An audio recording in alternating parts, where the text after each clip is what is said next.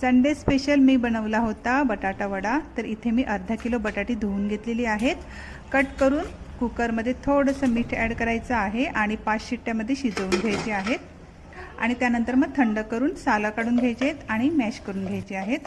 आता आपल्याला लसूण आणि मिरचीचं वाटण करून घ्यायचं आहे। आता एका पातेल्यामध्ये राईची फोडणी द्यायची आहे, वाटण ॲड करायचं आहे आणि नंतर मग थोडीशी हळद फ्राय करून घ्यायची आहे। त्यानंतर मग त्यामध्ये उकडलेला बटाटा, मीठ आणि गरम मसाला ॲड करायचे, सर्व छान असं मिक्स करून घ्यायचे।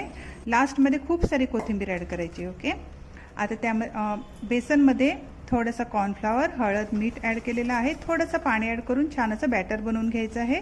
आता बटाटा वड्याचा शेप द्यायचा आहे, बॅटरमध्ये बुडवून छान असं फ्राय करून घ्यायचं आहे। 3 ते 4 मिनिटापर्यंत अलटून पलटून छान असं फ्राय करून घ्यायचं आहे आणि आपला गरमागरम बटाटा वडा रेडी झालेला आहे। तुम्ही सुद्धा ट्राय करा। आपण लवकरच भेटूया फ्रेंड्स। Okay, bye bye.